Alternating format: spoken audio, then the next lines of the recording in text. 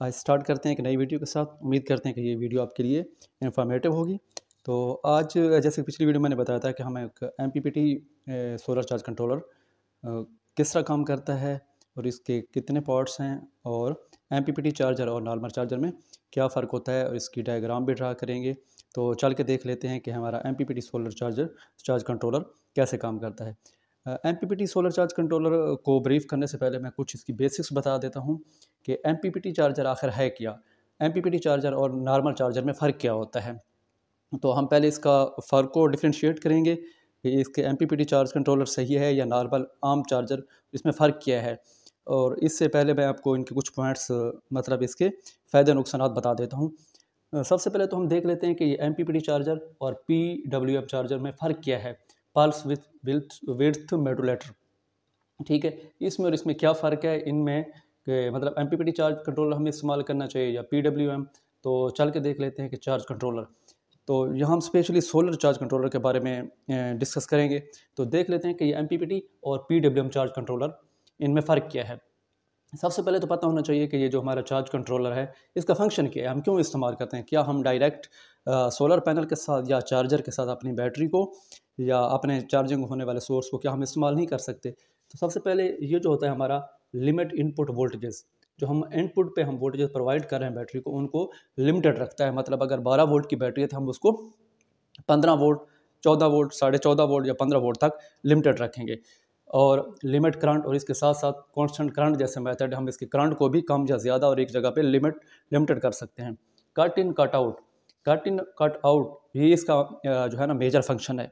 क्या कि हमारी बैटरी जब टोटली चार्ज हो जाए तो उसको ये कट आउट करा दे, और दोबारा जब बैटरी डिस्चार्ज होने की तरफ जाए तो उसको कट इन करा दे। यह है इसका कट इन और कट आउट का ऑप्शन। कहने का मतलब ये है कि जो हमारे MPPT चार्ज कंट्रोलर या नॉर्मल चार्ज कंट्रोलर है उनका काम है कि बैटरी को विद इन लिमिट्स जो उसके पैरामीटर हैं उसमें सेफली चार्ज डिस्चार्ज करवाना, कट इन और कट आउट करवाना। अगर हम ये नहीं लगाएंगे और नॉर्मल बैटरी को डायरेक्टली किसी भी सोर्स, इनपुट सोर्स DC के साथ कनेक्ट अप कर देंगे तो हमारी बैटरी चार्ज तो हो जाएगी लेकिन वो हमें उतना लाइफ टाइम नहीं दे पाएगी। बैटरी को अगर हम ओवर चार्ज करेंगे, उसमें कट इन कट आउट का ऑप्शन नहीं होगा, बगैर किसी चार्ज कंट्रोलर के हम उसको चार्ज कराएंगे तो बैटरी जो है वो चार्ज हो जाएगी। लेकिन अगर उसको कट आउट नहीं करेंगे, बैटरी फुली चार्ज हो चुकी है तो वो हीटअप होगी और इस तरह उसकी जो लाइफ है वो जितनी एक मतलब उसकी एफिशिएंसी है वो हमें नहीं दे पाएगी और टाइम से पहले बैटरी एक्सपायर हो जाएगी। तो कुछ मैंने पॉइंट्स इस पे लिखे हैं, उस पर मैं बता देता हूँ कि MPPT और PWM चार्जर में फ़र्क क्या है बेसिक। पहले पहले हम प्राइस की बात करते हैं। अगर मार्केट में देखें तो इनका सबसे पहला जो फ़र्क है वो प्राइस का फ़र्क है। PWM जो पुराने चार्ज कंट्रोलर हैं सोलर के, जो शुरू शुरू में इस्तेमाल हो रहे थे पल्स विड्थ मॉड्यूलेटर वाले, वो आपको जो वैसे तो इनकी जो प्राइस है वो आपको मिलेगी इसके एम्पेयर रेटिंग के हिसाब से। अगर कम एम्पेयर रेटिंग का है तो हम वहाँ से शुरू करते हैं। 10 से 20 एम्पेयर का आपको ये 1500 से लेकर 3000 तक का मार्केट में अवेलेबल है पल्स विड्थ मॉड्यूलेटर, ठीक है। जबकि MPPT जो है वो आपको 4500 से 5000 का मिलेगा, कम से कम रेटिंग वाला, 10 एम्पेयर रेटिंग, 15 एम्पेयर रेटिंग तक का। इसके ऊपर आप अगर आप इसकी रेटिंग बढ़ाते जाएंगे तो इसके चार्जेस बढ़ते जाएंगे।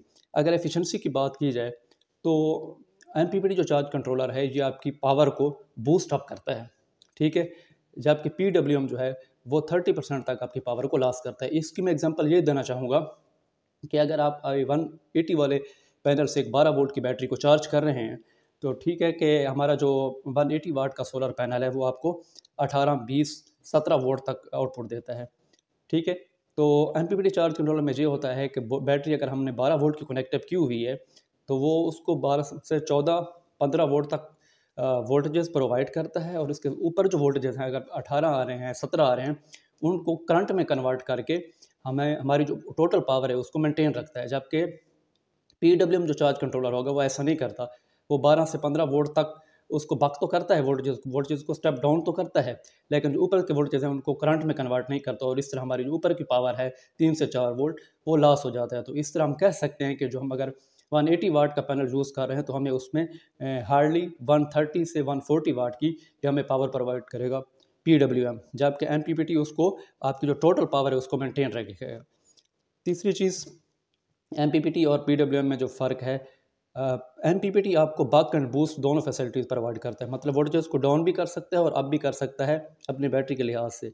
जबकि PWM जो है वो सिर्फ उसमें बक का ऑप्शन है, मतलब आपके वोल्टेजेस स्टेप डाउन करेगा, स्टेप अप नहीं कर सकता।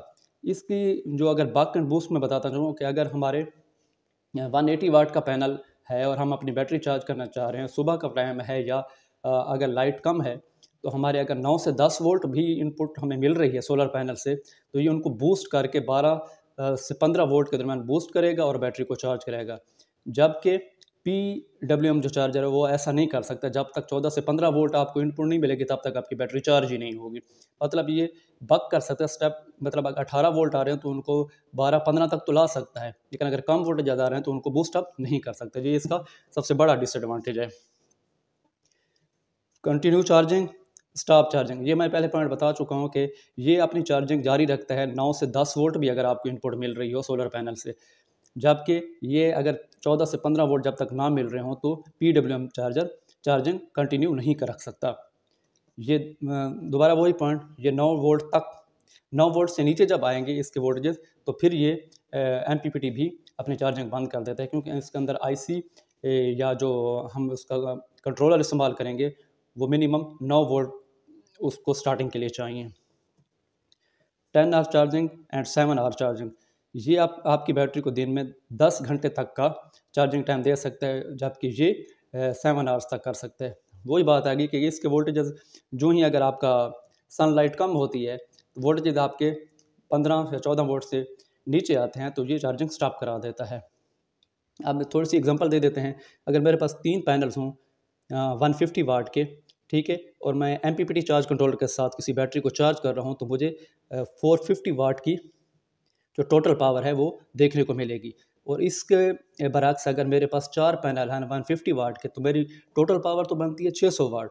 लेकिन इसके क्योंकि PWM है तो ये ऊपर की पावर को लॉस कर देता है, जो ऊपर वाले वोल्टेज हैं उनको ट्रिम करा देता है, उनको करंट में कन्वर्ट नहीं करता, तो मेरी टोटल पावर जो रह जाएगी वो 420 वाट रह जाएगी।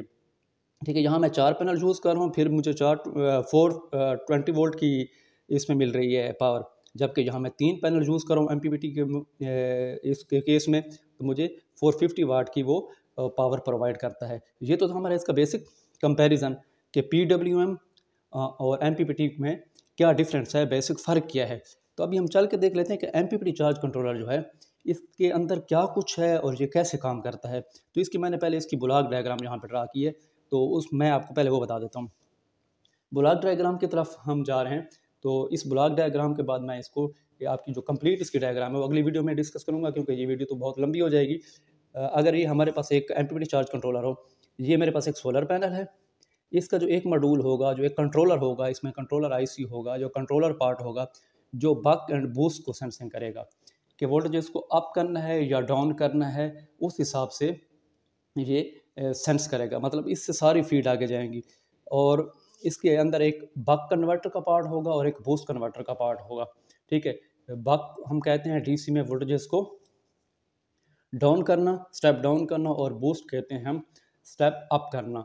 तो ये हमें कब कैसे पता चलेगा कि बक करने हैं या बूस्ट करने हैं, ये डिपेंड करेगा कि हमारी जो आउटपुट पे बैटरी लगी हुई है वो 12 वोल्ट का सेटअप है, 24 वोल्ट का सेटअप है, 48 वोल्ट का सेटअप है। उससे जो फीड आएगी हमें ये इस अपने जो इसकी सेंसिंग यूनिट है उसको बताएगी, जो हम इसको अटैच करेंगे। आपने देखा होगा कि MPPT चार्ज कंट्रोल पर लिखा होता है कि 12, 24, 48 वोल्ट तक को सपोर्ट कर रहे होते हैं। तो ये ऑटो पे सपोर्ट करते हैं। तो वो जो आप इसके साथ बैटरी या सेटअप आप इसके साथ अटैच करेंगे, तो उसको देखते हुए ये अपने सिस्टम को फीडबैक देता है। जो हमने इसके साथ अगर सिंगल बैटरी अटैच किया तो वो 12 वोल्ट होंगे डेफिनेटली, अगर 2 बैटरियाँ सीरीज़ में है तो वो 24 वोल्ट हैं, 4 बैटरी सीरीज़ में है तो वो 48 वोल्ट हैं। तो इसको देखते हुए अपना सिस्टम को ऑटो पे ही पिक कर लेते हैं। और कुछ ऐसे MPPT चार्ज कंट्रोलर होते हैं जिनके अंदर मैनुअल एक बटन होता है 12 और 24 वोल्ट का, तो हम वो मैनुअली सिलेक्शन करते हैं। अगर इसके साथ हम पैनल एक अटैच करेंगे तो यहाँ पे एक सेंसिंग यूनिट होगी, एक IC होगी, इसके अंदर एक माइक्रो कंट्रोलर होगा जो इस चीज़ को सेंस करेगा। सबसे पहले तो ये देखा कि सिंगल बैटरी है, डबल बैटरी है, मतलब 12 वोल्ट का सेटअप है या 24 वोल्ट का सेटअप है। अगर लेट्स सपोज एक 12 वोल्ट की बैटरी आपने एंड पे कनेक्ट की हुई है, तो ये देखिए अगर हमारा 180 वाट का ये पैनल उस पर लगा है, तो ये सबसे पहले तो यही सेंस करेगा कि यहाँ हमारी बैटरी है 12 वोल्ट की, यहाँ मेरे पास 180 वाट का पैनल है, और हमारा 180 वाट का जो पैनल है वो ओपन सर्किट पे आपको 18 से 20 वोल्ट प्रोवाइड करता है, जबकि क्लोज सर्किट पे आपको 17 वोल्ट तक हमें पीक टाइम में मिल जाते हैं। तो क्योंकि हमारी 12 वोल्ट की बैटरी को जब हम चार्जिंग पर रखते हैं तो 14 से 15 वोल्ट तक हम इसको प्रोवाइड करते हैं। तो ये इसकी जो सेंसिंग यूनिट है सबसे पहले सेंस करेगी, वोल्टेज को स्टेप डाउन कराएगी, मतलब बक करवाएगी, और उसके बाद आपकी बैटरी की चार्जिंग होना शुरू हो जाएगी।